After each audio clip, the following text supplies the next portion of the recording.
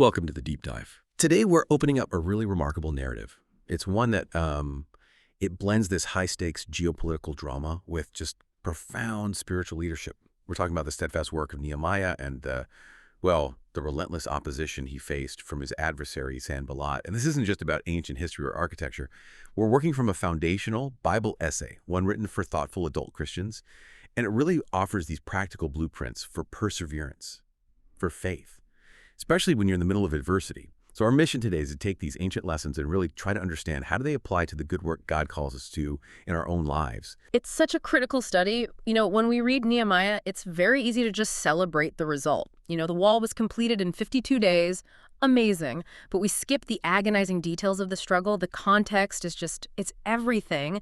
The essay frames this moment so well. It calls it a rising from the long sorrow of exile and the hard work of return. You have to remember, for decades, God's people had been enduring the consequences of judgment. The Babylonian destruction was the culmination of that. And so now they're trying to restore the very place God had chosen for his name. This wasn't just any city. That phrase, the long sorrow, it really is weighty, isn't it? It reminds you, this work wasn't, starting from a clean slate. It was emerging from actual ruin and public shame. And those broken walls of Jerusalem, they were this constant visible symbol of their national failure, of their vulnerability. Exactly. And yet, and this is what the source material highlights so powerfully, those same broken walls were also an open door for mercy. God had already promised comfort and rebuilding through prophets like Jeremiah and Isaiah. He'd assured them of a future. He'd promised that their descendants would be called repairers of the breach. So the timing feels divine. Yeah. In this crucial moment, this pivot point of deep need and new opportunity, God raises up Nehemiah. And what's so remarkable about his character is that he wasn't just, thrown into the task. He prepared for it. He did. He was a man who moved so seamlessly from prayer to rigorous planning and then right into decisive action. His confidence was just unwavering, and it was rooted entirely in this one conviction that the God of heaven would prosper the work. That statement he makes in Nehemiah chapter 2, verse 20, it really becomes the defining rallying cry for the whole effort. So our goal today is to dive deep into that source material. We want to extract those key insights, especially about the recurring pattern of adversity, and then draw out the practical applications for you for our own lives. Yeah. And, when we talk about adversity in the story, we can really put a name to it, Sanballat. We can. He absolutely personifies the pushback against faithful labor. Sanballat represents this predictable, consistent pattern of resistance, and you see the strategies of opposition just escalate. First, it's mockery, just trying to erode their courage, their morale. Yeah, to make them feel small and foolish. Exactly. Then it escalates to outright threats of violence, meant to physically stop the project. And finally, when neither of those works, it shifts to something more subtle. Deception, manipulation, trying to compromise Nehemiah's integrity, to turn the shepherd into a discredited figure. And what gives me such immense practical hope from reading this account is Nehemiah's absolutely consistent response. He met every single move with his blend of intense prayer, sharp discernment, and just steady practical work. The text says it so clearly, they prayed to their God and posted a guard. It reminds us that the struggle requires both the trowel and the sword. That analogy, the trowel and the sword, it's so vital for Christians today. The conflict we face is, at its root, spiritual. Ephesians tells us that. It's a struggle against spiritual forces. But those forces, they manifest in very real-world challenges, don't they? Political pressure, economic hardship, personal slander. The trowel is the work itself. The faithful labor of building, whether that's a ministry, a family, or your own personal growth. The sword, well, that's the defensive vigilance. The prayer, the discernment, the spiritual readiness to fight for the work and for the people. You have to hold both. That sets the stage perfectly. So let's start by grounding ourselves in the specifics of that historical moment. What were the conditions really like when Nehemiah first arrived in Jerusalem? Okay, so we are firmly in the Persian period. The year is around 445 BC. And this wasn't the first group to come back. That's important.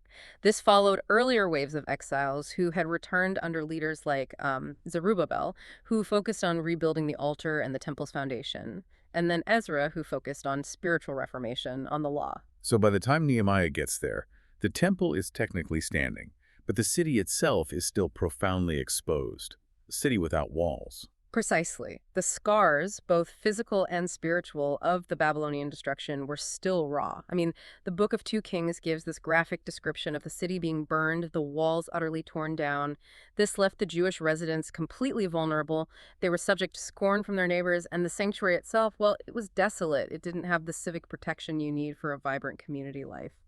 But it's also crucial to see that God had already shown his faithfulness. He'd stirred the hearts of kings and people to restore the altar, to lay the temple foundation. He started the work. Nehemiah was the next phase. So the rebuilding of the walls.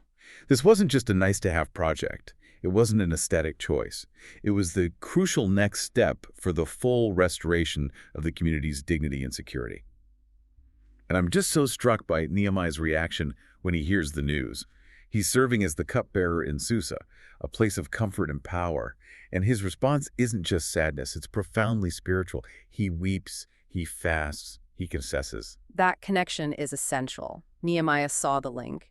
He connected the current brokenness of the city directly to the collective disobedience of Israel. His prayer is a masterclass. It's based on confession, on repentance, and then a plea for God to remember the promises he'd made to Moses. Promises about restoring the people if they repented. He knew the physical ruin was a consequence of spiritual failure, so the rebuilding had to start with spiritual humility. And that brings us right to the external challenge. Sanballat, the source identifies him as the Horonite. We know he was a powerful figure governing Samaria, which is the region just north of Judah. This wasn't some random neighbor with a complaint. This was an established regional competitor. And the rivalry goes back centuries. It's deep.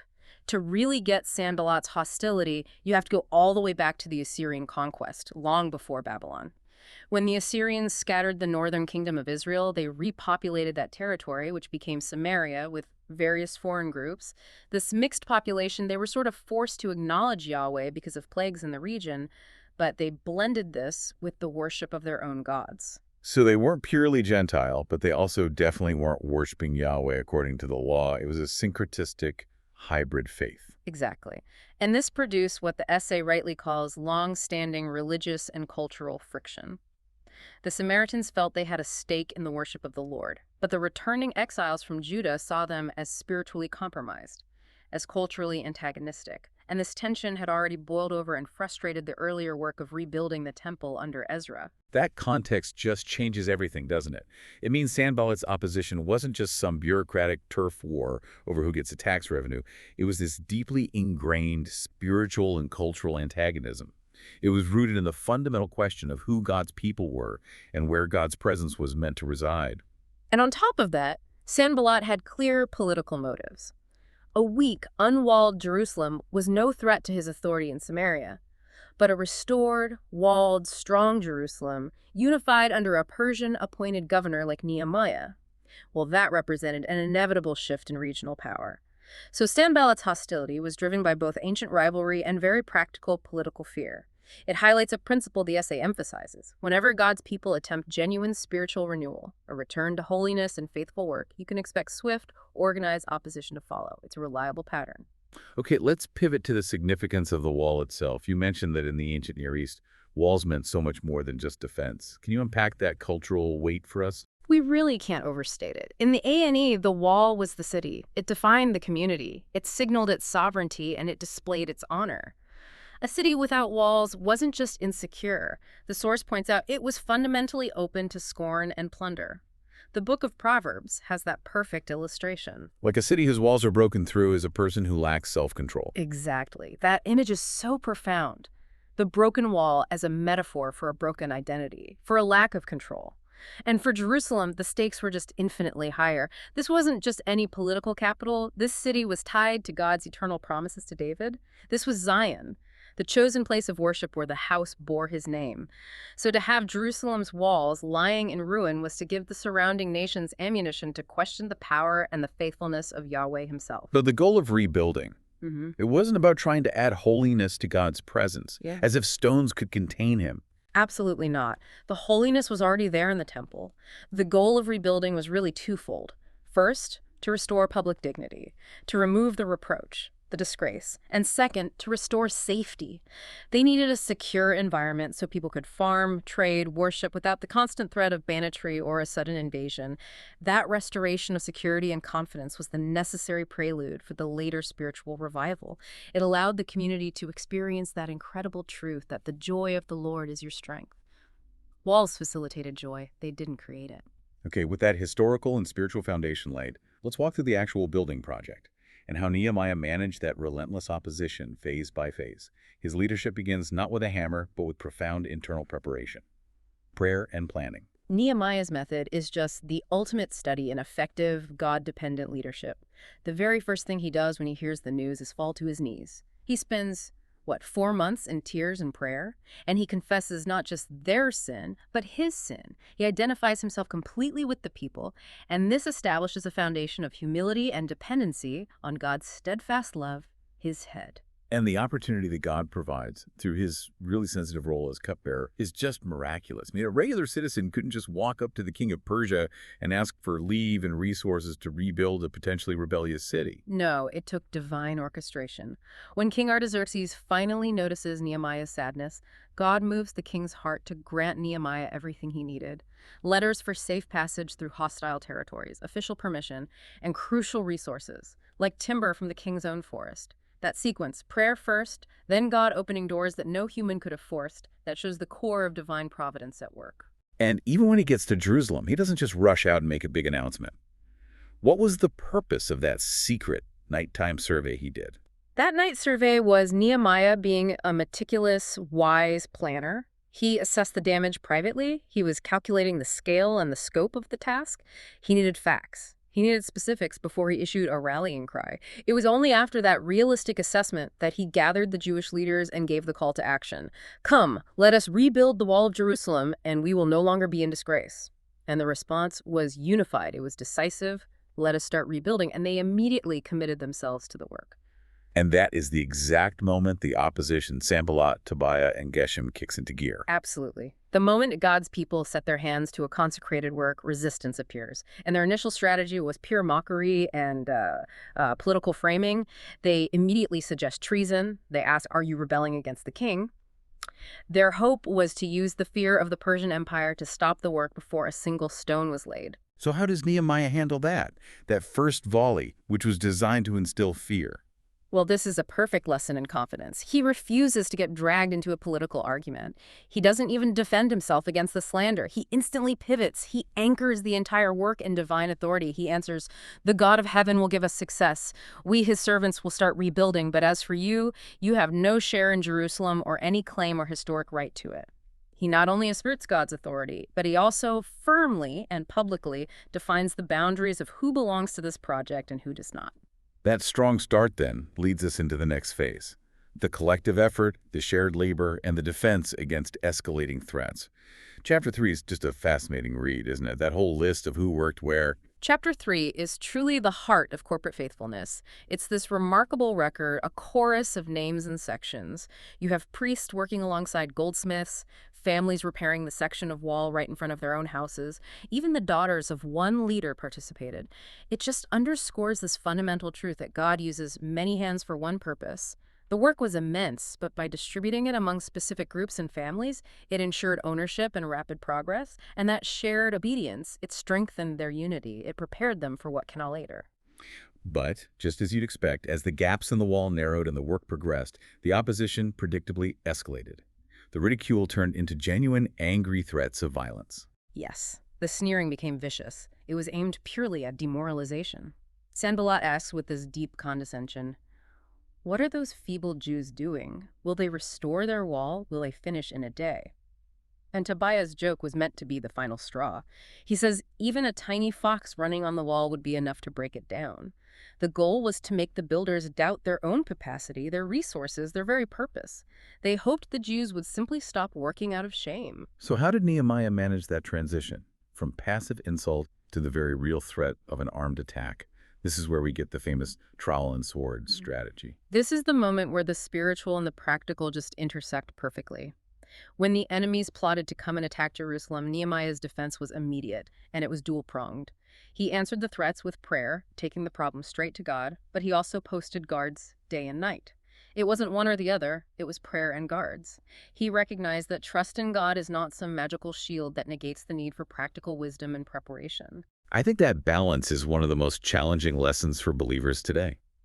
How did he actually implement the logistics of it, building with a sword in one hand? He was incredibly organized. The people were divided by labor and defense. Half the men were actively building, laying stones, while the other half stood ready with spears and shields.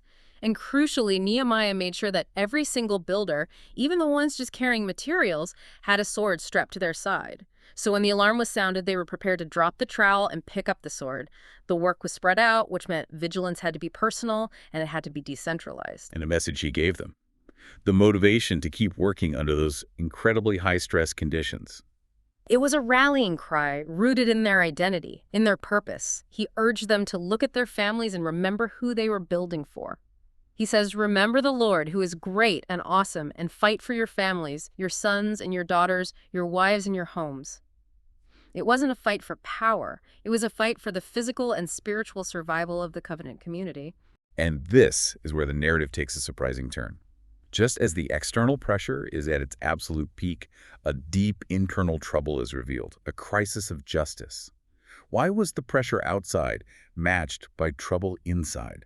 This is maybe the most ethically complex chapter, and it's vital for us to explore it. As the economic pressures mounted, because of the external threat and the heavy demands of rebuilding, some of the nobles and wealthy leaders started taking advantage of the poor.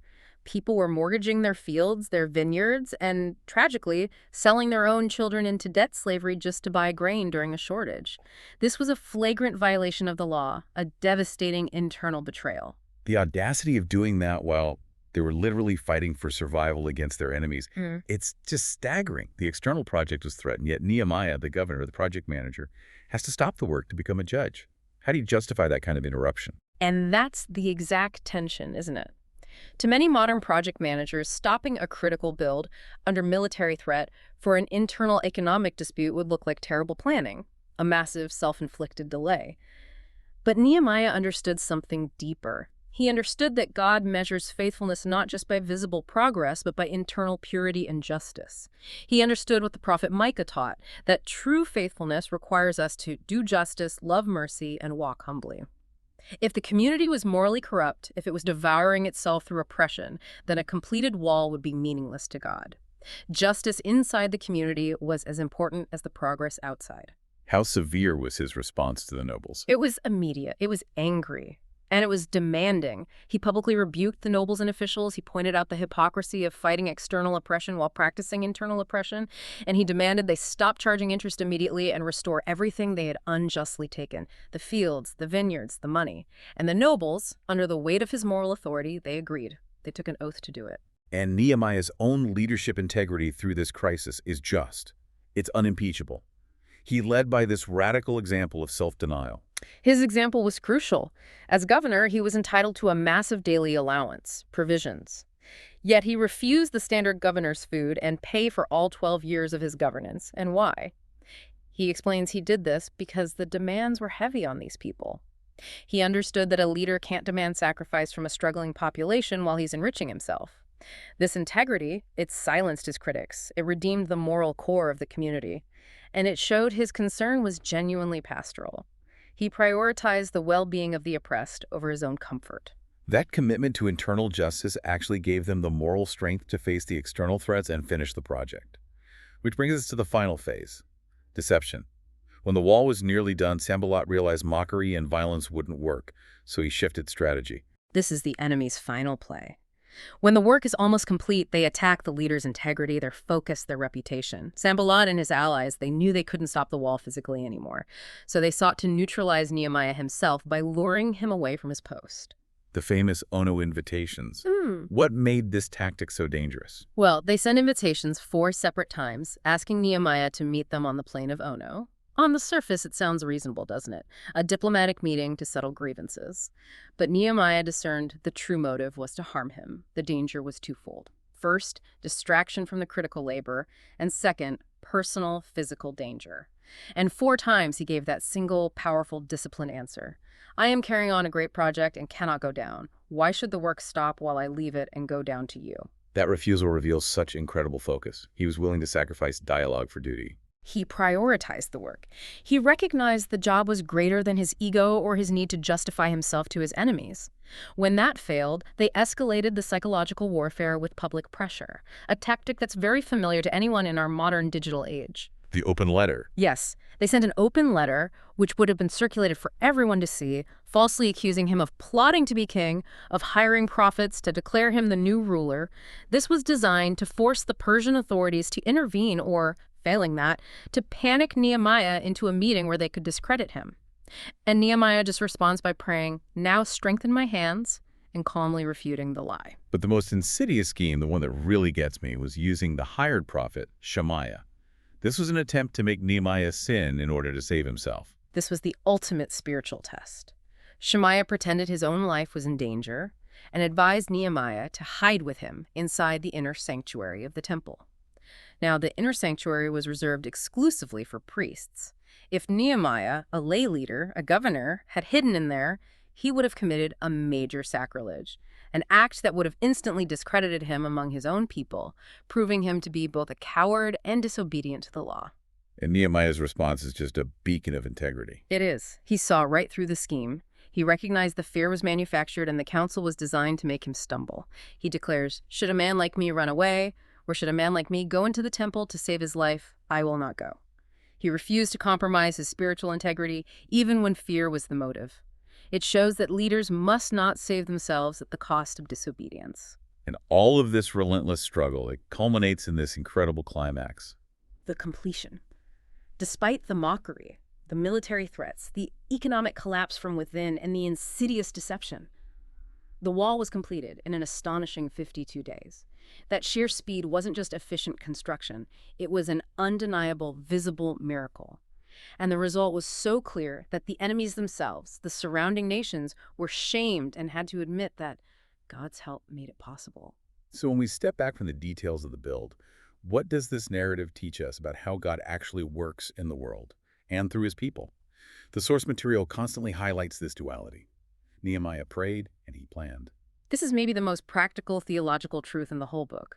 The story is just a masterful display of God's sovereignty working through human responsibility. God's providence is active. It operates through our prayer, our planning, our perseverance. Nehemiah didn't just passively wait for stones to fly into place. And his prayer, it wasn't a generalized request. He pleaded God's specific covenant promises to Moses, asking the Lord to remember his word to gather and restore his people if they returned to him. So the basis of his whole petition was God's character, God's commitment, not just Nehemiah's own immediate needs. And his planning, getting the letters, the timber, the security guards, that was the necessary, faithful response to a God who hears and answers. Exactly. Nehemiah's actions illustrate the necessity of using wise means. The essay makes a crucial point here. Trusting God never cancels ordinary duty. If God gives you the resources, if he gives you the intellect, he expects you to use them wisely. The scriptures weave these two concepts together all the time, like in Proverbs. Commit to the Lord whatever you do, and he will establish your plans. That definition of faith, then, is proactive. It's not passive. It's obedient action carried on in dependence on God's promise and character. That's what we see in Hebrews chapter 11. The moment we recognize that God is sovereign and has committed to prosper the work he calls us to, we're compelled to put our hands to the labor with confidence and with prudence. Nehemiah teaches us that success is following God's commands, using the best means he gives us. Okay, moving to the larger arc of Scripture.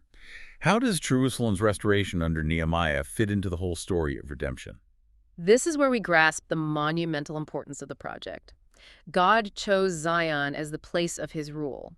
The city's welfare was tied to the nation's spiritual health. So the destruction was judgment, but the restoration was mercy. God promised comfort and rebuilding after that judgment, showing he wouldn't utterly cast off his covenant people. But as you said, this clearly wasn't the final perfected kingdom the prophets talked about. They were still subjects of the Persian Empire. It was a partial restoration. A crucial one, but partial. It served a vital function. It safeguarded the integrity of worship, it preserved the lineage, and it sustained the witness of God's people in a world still under foreign rule. It was a crucial stage, pointing forward until the times of the Gentiles are fulfilled, as Luke puts it. And the essay does highlight a theological nuance here that's often discussed. You mentioned the dispensational view earlier. Can you clarify that concept for us, just in a clear, neutral way? Certainly. When you're discussing the biblical arc, especially prophecies about Israel in the future, different theological frameworks come up. The dispensational view, as the essay references, is one way of understanding God's distinct governing relationships with different groups. Specifically, it tends to keep the promises made to physical Israel distinct from the promises made to the church. So in the context of Nehemiah, this framework would note that restoring Jerusalem's physical identity honors those historical promises made to the fathers, ensuring that the physical people and place are maintained until God brings all his promises, both spiritual and national, to their future completion. It affirms that Nehemiah's work, while crucial, still looks forward to a future total restoration. That's helpful clarity. Now, let's revisit the opposition. The source makes this crucial distinction. Opposition is a feature, not an accident, of faithful labor. Why does that distinction matter so much for how we see things? It matters immensely. If we view adversity as an accident, we tend to react with shock, with self-pity, or even doubt God's goodness when it happens. We ask, why is this happening to me? But if we recognize opposition as a consistent feature of life in a fallen world, especially when we're engaged in spiritual good, we can anticipate it. We can prepare for it with the right tools, prayer and vigilance. The adversary is always seeking to choke the word and halt the advance of God's kingdom. And we see that pattern just woven throughout biblical history. Precisely, it's so consistent. Think of Pharaoh's cruelty trying to crush Israel in Egypt, or the hostility Ezra faced trying to finish the temple, the ceaseless plotting against Jesus, the immediate pressure on the early church to stop preaching. The strategy doesn't really change: ridicule, threat, and deceit. So if opposition is inevitable, what is the faithful, composed response? It is a composure that's born of deep trust. The faithful response is never to answer slander with slander or fear with panic. It's to answer with prayer, with maintained holiness, and with steadfast labor. We can be confident because we rest in the assurance that the Lord will fight for you. You need only to be still. And that stillness isn't passivity. It's the quiet resolve of someone who knows the battle is the Lord's, even when they're the one holding the sword.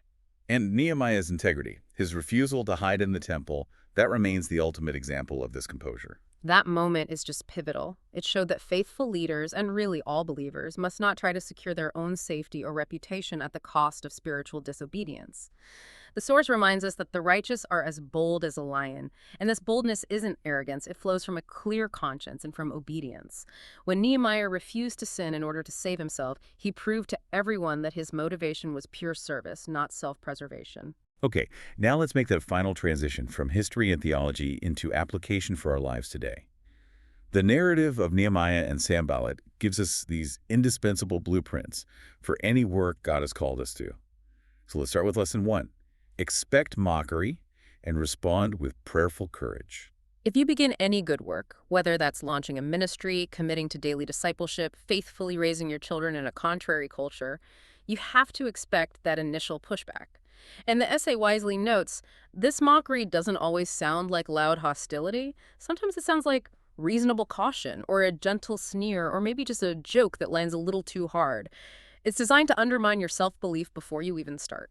And for us today, that could look like cynical feedback from a coworker, or criticism masked as concern from a family member, or even just that voice of self-doubt whispered into our own hearts about our capacity. Precisely. And the cure is not to get into endless arguments with the mockers, trying to prove their cynicism wrong. The cure is to follow Nehemiah's example. Take every sneer directly to God in prayer. Ask him to guard the workers and keep their hands strong. We are all called to rebuild areas torn by sin and sorrow in our lives, rebuilding broken trust in a marriage, strengthening our commitment to church life, or just establishing those quiet, consistent habits of scripture and prayer. These are all construction projects, and they all draw opposition. And the encouragement here for courage isn't just inspirational talk, it's a command, isn't it? Be on your guard, stand firm in the faith, be courageous, be strong. The courage to start and to endure is rooted entirely in the confidence that God is the one who will prosper the work, not our own superior strength. Which leads right into lesson 2, discernment against threat and manipulation. Opposition is rarely a static event, it escalates. When mockery fails, the enemy moves to threat or manipulation, and those Ono invitations are the perfect example. This highlights the absolute necessity of discernment, especially for leaders or anyone with a critical assignment. I think we're often culturally conditioned to believe that every invitation should be accepted, every conflict must be resolved through more dialogue. But discernment is the key to sustaining focus. Nehemiah's genius lay in his ability to identify the core purpose of his calling, building that wall, and to ruthlessly reject anything that would pull him away from it. Not every meeting is productive. Not every crisis is one you are called to solve. Often, the distraction itself is the weapon. And that essential sentence, I am carrying on a great project and cannot go down, it becomes a kind of mantra for priority management. It is a profound discipline. It's a statement that demands you know what your great project is and that you prioritize it above the need for self-defense or unnecessary engagement. When you stay at your post and finish your assignment, you leave the work of vindication entirely to the Lord. You trust that, ultimately, no weapon forged against you will prevail. We have to, like Nehemiah, guard our inner life and our focus above all else because the proverb is true. Above all else, guard your heart, for everything you do flows from it. If the enemy can compromise your heart through fear or distraction or sin, the physical walls will fall no matter how high they are. Let's dedicate some real time to lesson 3, because it really cuts against the grain of modern efficiency, justice and care for people over speed. You noted this was Nehemiah's most complex ethical challenge. It was. It's so easy for us, when we're driven by a mission, to adopt a utilitarian mindset. The end goal, the finished wall, justifies the means. Nehemiah showed us that true building requires both courage against external foes and a profound compassion and justice internally. The fact that he stopped the entire time-sensitive project to address the debt slavery crisis proves that God places a higher value on the sanctity of the community than on the speed of the construction. So building effectiveness isn't just measured by the physical result, it's measured by the moral integrity of the builders. Exactly. For any community, a church, a family, a ministry that's aiming to build something of spiritual value, they have to first do justice in their own house. The source reminds us of James's definition of pure religion, to look after orphans and widows in their distress and to keep oneself from being polluted by the world. A commitment to justice is not a detour from faithful labor.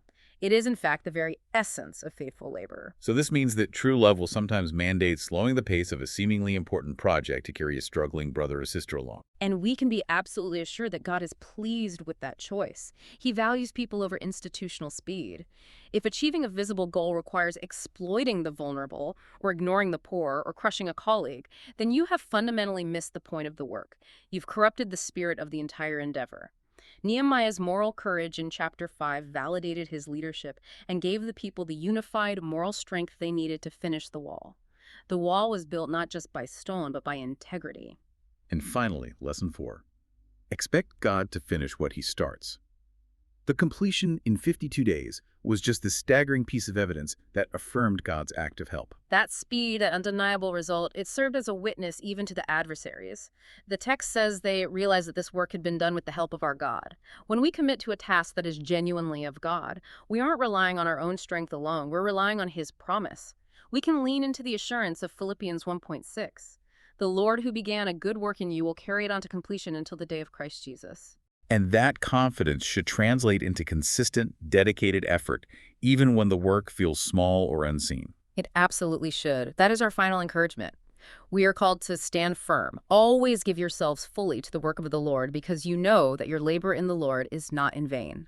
The labor is difficult, the opposition is certain, but the outcome, the ultimate establishment of his purpose, is guaranteed, because it is his work and he does not fail. This deep dive into Nehemiah and Sanballat has really confirmed that while Sanballat himself is ancient history, the pattern of opposition he established, it remains constant in every generation. Nehemiah's durable model teaches us to always pray first, to plan wisely, to work shoulder to shoulder with others, and crucially, to hold a steady line of integrity when lies and fear press in on us. And the profound spiritual lesson here, it extends far beyond the stones and mortar of ancient Jerusalem. The reconstruction speaks fundamentally of a covenant-keeping God who defends his people and faithfully advances his purpose. We're participating in something eternal, something much larger than the scope of our current efforts. And you can take immense courage from the book's conclusion. The story doesn't end with fear or deception or those relentless letters from Ono. It ends with gates hung, with the people gathered, and with authentic worship rising. Because, as they discovered, the joy of the Lord is your strength. Our own calling, whether it focuses on our families, our spiritual habits, or our community, it requires that same blend of prayer and perseverance, resulting in steady, obedient action. The God who helped Nehemiah overcome relentless opposition and internal strife, he helps us still. The work done in his name and according to his character will stand when the dust settles. We return now, as the essay does, to the closing scripture, to Nehemiah's bold statement of faith and commitment that launched this entire project. Nehemiah 2:20 states, "The God of heaven will give us success. We, his servants, will start rebuilding." This verse is such a magnificent declaration. The success of the work is guaranteed not by the skill or the strength of the workers, but entirely by God's character. And that divine assurance is what compels his servants to begin the labor, even when the certainty of opposition is visible right on the horizon. The focus is entirely on God's ability to prosper the work, which then fuels our commitment to disciplined, faithful action. May the God of heaven give you success in the good work he has called you to, and may your hands be strengthened for the building, knowing that your labor in him is never in vain.